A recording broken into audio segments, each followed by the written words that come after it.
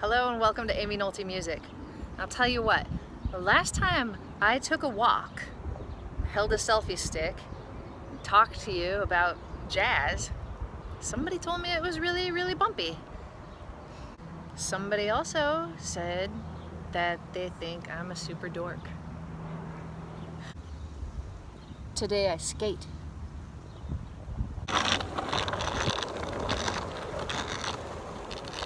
Alright,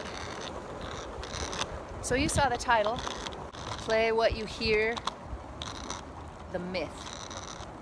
That's right, that's what we're going to talk about today. This isn't bumpy at all, maybe a little noisy.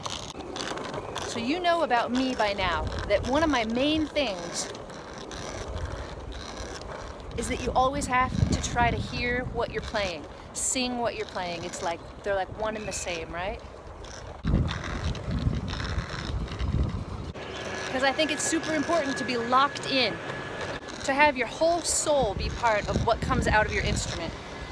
Oh my gosh, I can't predict the yard people. Noisy day. It's true, I believe it. With all my heart, I believe it. But I was having a talk with a friend the other day who said, Amy, you can't tell me that all jazz players can sing the stuff that they play. I was like, no, I can't tell you that. And he had a great point. So I want to make sure nobody else, misses my point on that. Do I think that John Coltrane could actually sing the walls of sound that he played? No, I do not. But did he play from his soul? Yes, he did. Absolutely he did. I think that John Coltrane practiced like a maniac. He studied and studied and studied. All those walls of sound that he could play, they came from modes and scales and patterns and chords and... Hello, doggies. And I'll tell you what, I couldn't sing them either. If you asked me to sing some crazy wall of sound that John Coltrane improvised, no way could I do that. It would sound like that, right? But I don't think that John Coltrane, when he was playing that line, I don't think that he heard in his head. I think he heard a sound, and I think he knew pretty much what it was going to sound like before it came out, because he had practiced so much. Same with anybody who plays super fast. Same with me when I play super fast. But if you practice enough so that those scales and modes and patterns and exercises are a part of you, they won't sound mechanical when they come out. They'll actually sound like your soul is singing. I hate to sound all touchy-feely, but soul is singing. And that's the goal. All right, so that's one part of what I wanted to talk about. Other part of what I wanted to talk about is this myth of being able to play what you hear in your head. Nobody's coming. I'm gonna work on a front side turn real quick.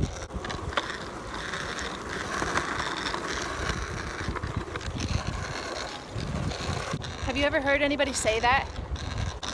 I just want to practice hard so that I can play what I hear in my head, man. I've heard it a time or two. More than that, probably. What the heck are they talking about? That's what that's a fallacy. That's a non-issue. It's not about playing. It's not about being able to play what you hear in your head. That's easy. If I hear Twinkle Twinkle Little Star in my head right now, I can play it on the piano, right? As long as I can sing the notes, I can go figure it out on my instrument. Even if I hear a super complicated line in my head,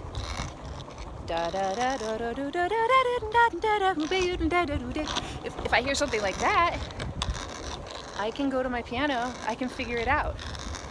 Because I know the notes, right? I can find every one of those notes. Simple Simon.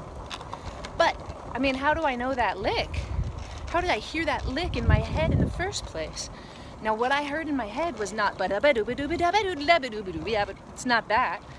They were specific notes with a shape and a purpose. You don't want to just be thinking of notes just for notes' sake. You want your lines to have a shape. You want your lines to have a shape and a purpose. So I know that line because I ripped it off of somebody. I already did. I already learned it. Learned to sing it, learned to hear it. Now I can play it. But it wouldn't be in my head if I already didn't learn it from somebody. Okay? So does that make sense? Anything that you hear in your head, you can play. That is not the problem. There's no disconnect there.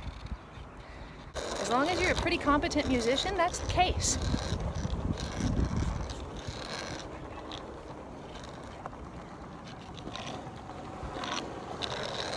I think it's time for a backside turn.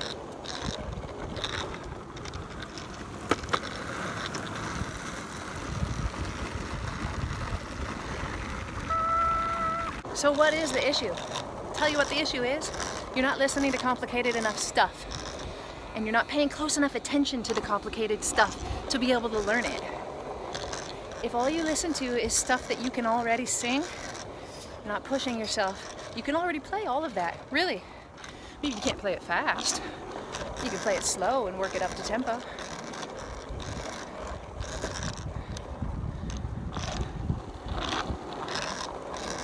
You gotta challenge yourself. You gotta listen to stuff that you never listened to before. Listen to stuff that's gonna make you push the boundaries of who you are as a musician. Listen all the time. And when you find something that you like, latch onto it and learn it and learn to sing it. Then, the minute that you learn to sing it, you can play it. And it'll come out in your improvising, which is the most important thing. Ideas and licks, they're nothing unless they come out in your improvising.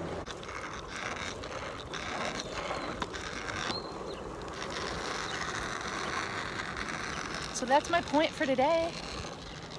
My point for today is you've got to train your brain. You got to be able to hear new things. You got to get them, and then you got to make them part of your voice, part of your being. Then they come out and you're playing, and all of a sudden, you're playing what you hear, man. If you can't sing it perfectly, don't sweat it. Not everybody can sing like Bobby McFerrin.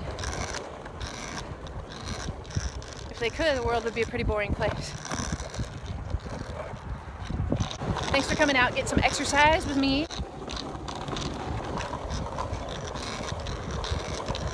I appreciate your company, though. Feels like you're here. And I'll see you next time on Aimee Nolte Music.